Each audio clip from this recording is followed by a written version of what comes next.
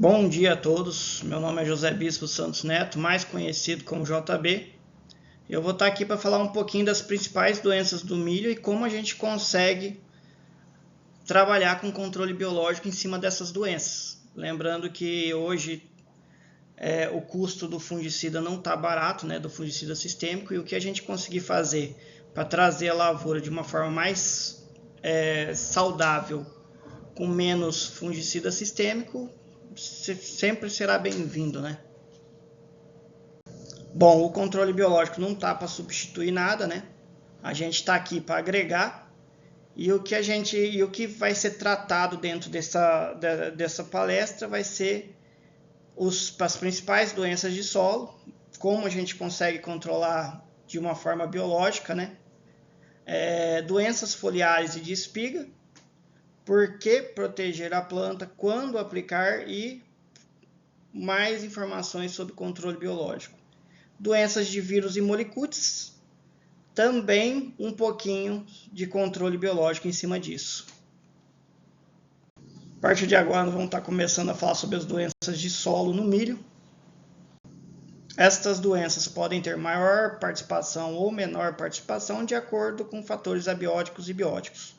Solos encharcados, temperatura amena, pouca insolação, solos compactados, solos argilosos com 60-70% de argila. Tudo isso favorece o crescimento e desenvolvimento desses fungos, Fusário, Pythium, Rhizoctonium, Diplódia. Então, tudo isso nós temos com base, se vai ser um alto fator de problema para a lavoura ou não, vai ser de acordo com fatores abióticos e bióticos. No caso dos fatores bióticos, geralmente é o que o produtor ele consegue economizar mais, que é na hora da escolha da semente. Sementes de qualidades com alta resistência, você tem uma eficiência melhor na hora do controle dessas doenças no campo. Porque, lembrando, essas doenças elas são favorecidas com climas amenos, frequência de chuva, temperatura amena. Então, nem sempre a gente vai ter um problema tão grande com doenças de solo. Porém, a gente tem que estar preparado. Outra informação importante também é que 80% dos colmos doentes geram espiga decumbente, ou seja, espigas caídas. Então a gente tem que tomar muito cuidado com isso também, que é muito importante a gente ter essa sanidade nos colmos.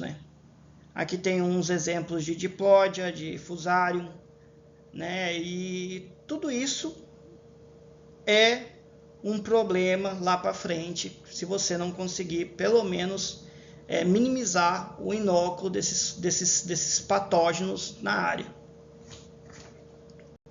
É um pouco diferente. No caso da macrofomina, ela vai ser favorecida por temperaturas elevadas e baixa umidade de solo, No caso, um pouquinho diferente das outras doenças. Então, a gente tem que ficar de olho, levando em consideração que a melhor forma de você estar manejando é você diminuir o máximo possível desses inóculos nas restevas de palhada, no solo.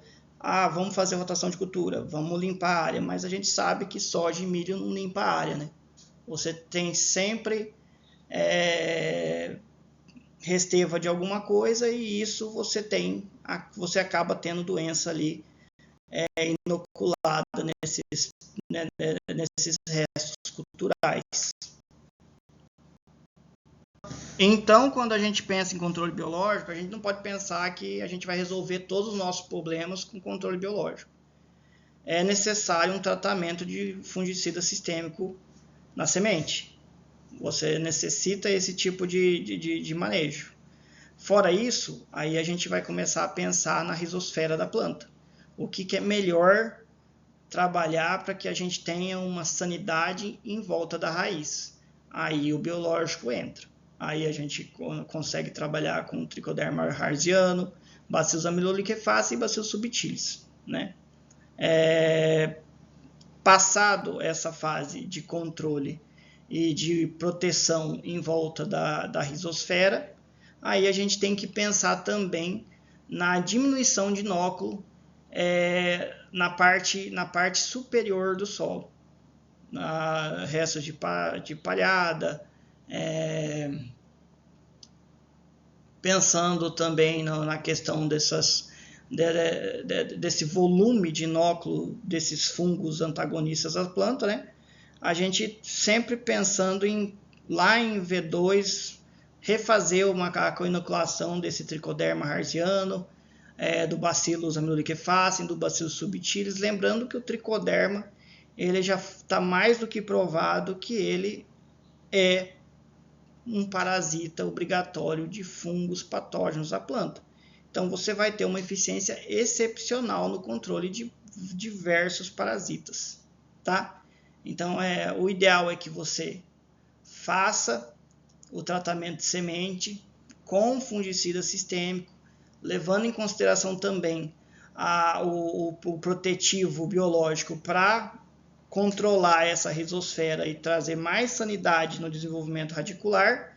Após isso, a gente vai tratar a superfície que possa ter uma grande concentração de inóculo de doenças, né? Então, de fungos que possam causar doenças. Aí a gente entra com uma co-inoculação de 2 a 4 litros de Trichoderma harziano, Bacillus amelolequefaciens, Bacillus subtilis. É que todos esses ativos biológicos, eles não estão lá focados somente numa situação, né? Nós temos os nematóides e todos eles são registrados para controle de nematóide também. Então, quer dizer, o manejo biológico ele não atua só numa frente. Então, além de você ter a proteção da rizosfera contra doenças antagônicas à planta, você também tem a proteção de quebra dos nematóides, que você também teria um prejuízo em alta população de nematóide em volta da raiz. Perfeito? A gente pode observar nessa foto ali, ó, a diferença de quando você tem um colmo atacado e quando você tem um colmo sadio. Então você tem que levar em consideração que em média 10% de toda essa energia desses colmos vai para o enchimento de grão. Então é importante a gente proteger e cuidar, porque é justamente a energia inicial que essa espiga está recebendo. Vamos iniciar agora nas doenças foliares, né? A gente sabe que existe uma diversidade de doenças foliares no milho, porém a gente não consegue estar trazendo todas elas nesse vídeo, até porque o objetivo do vídeo é ser curto e com foco em controle biológico. Então vamos estar passando somente as principais doenças aí, principalmente aqui na região do Cerrado. Nós temos a ferrugem polissora, que é uma doença muito problemática quando a genética não é boa, né? Levando em considerações também temperaturas elevadas e frequências de chuvas, né? E um fator preponderante a essa doença é que ela ataca também baixas altitudes, diferente das outras ferrugens que normalmente costumam ser mais problemáticas em alta altitude. No caso da estenocarpela, o problema maior não seria as manchas foliares, mas sim o que ela traz para dentro da espiga, né? Você pode ver a mancha próxima ali da espiga, ela esporula, a chuva vem, leva para dentro da espiga e causa o que a gente já sabe que é grãos ardidos, e é um dos maiores problemas aí que a gente tem com essa doença. Então é interessante controlar sempre essa doença no início, né? Para a gente conseguir evitar grandes problemáticas com ela. Em todo o Brasil, né? A gente tem uma alta presença dela em temperaturas elevadas e uma alta frequência de chuva, né? Só que a gente tem que tomar cuidado com híbridos com baixa resistência. É uma problemática, porém a gente consegue ter aí genéticas extremamente saudáveis para esse tipo de doença. Pode trazer até 30% de prejuízo. Presente em todo o Brasil, mesma situação, temperaturas elevadas, frequência de chuva, manchas grandes e visíveis, né? Inclusive o conídeo dele é um dos maiores que a gente consegue observar na cultura do milho, né? A partir de agora vamos entrar um pouquinho em doenças de espiga. Estenocarpela, principal causa dos grãos ardidos no cerrado, né? A gente já comentou um pouquinho da via de como ela entra ali dentro da espiga. Fusarium, que acomete normalmente áreas em alta altitude. Giberela também, né? Uma doença de áreas de altitude. E normalmente ela vem da inflorescência feminina, né? Devido à alta umidade. Então a gente observa sempre ali na parte inicial da espiga ali, na parte superior da espiga. Então, quando a gente busca alta produtividade, a gente tem que buscar sanidade na planta, né? A gente tem que levar em consideração que 10% dessa produtividade vem do colmo, né? Vem da energia gerada ali nas folhas de baixo e o colmo. 70% vem das folhas em volta à espiga, né?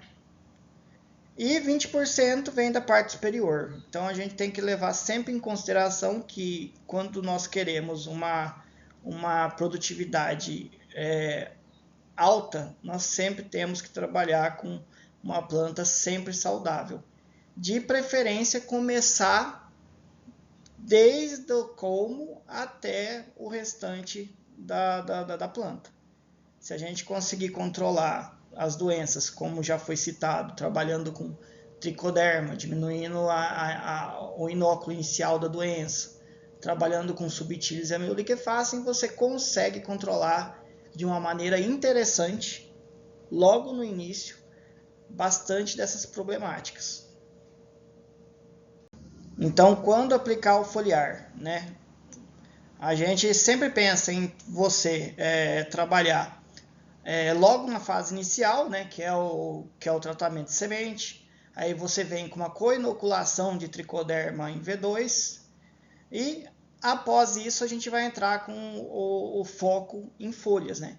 E essas aplicações de foliares de controle biológico, nós recomendamos que você inicie logo em V6 a V10, tá?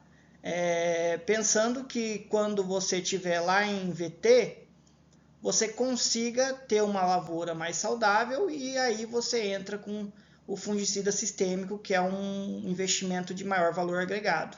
Aí, pensando em cercóspora, você pode talvez aplicar 2 de fungicidas sistêmicos, né?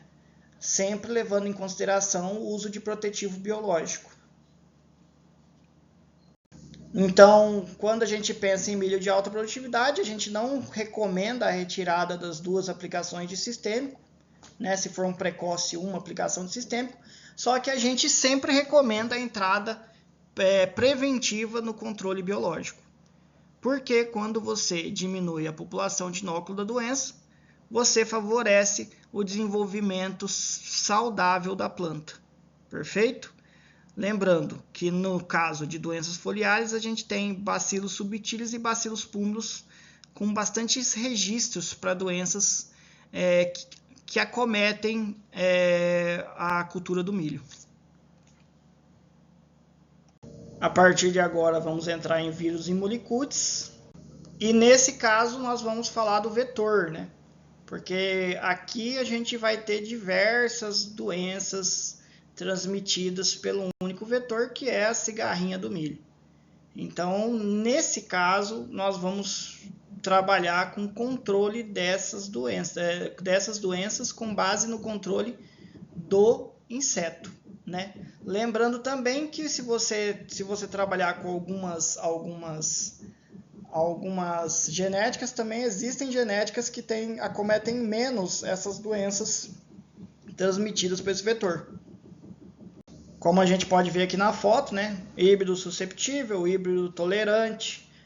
As características da doença é secamento precoce, espigas pequenas sem grãos, plantas sem espigas, encurtamento de entrenós, perfilhamento na base da planta, perfilhamento na axila das folhas. Então, diversas doenças, diversas problemáticas são acometidas por causa dessas doenças que o vetor é a cigarrinha do milho. Nesse caso, o manejo é sempre controle químico, controle genético e controle biológico. Precisamos levar em conta também que às vezes o cliente vai lá e aplicou 1 kg de acefato e não deu um resultado interessante. No caso do controle biológico, nós temos um resultado interessante porque ele é persistente. Então você acaba tendo uma persistência do ativo no ambiente em que você está trabalhando essa doença, né, essa praga. E nesse caso, né, nós podemos trabalhar com diversos ativos biológicos, desde Chromobacterium, Isaria fumorosa, Metarhizium anisopli e Beauveria baciana. Então essa aplicação ela pode ocorrer dentre toda a etapa do vegetativo do milho, né? Sempre se atentando de V2 a V6, que é a parte mais crítica ali, a gente precisa ter um controle maior. Perfeito? Pessoal, é isso. Foi uma apresentação extremamente rápida para não tornar esse slide muito cansativo, tá? E qualquer dúvida que gere, nós estamos aqui para poder estar ajudando e instruindo vocês da melhor forma possível. Agradeço e obrigado aí. Até então.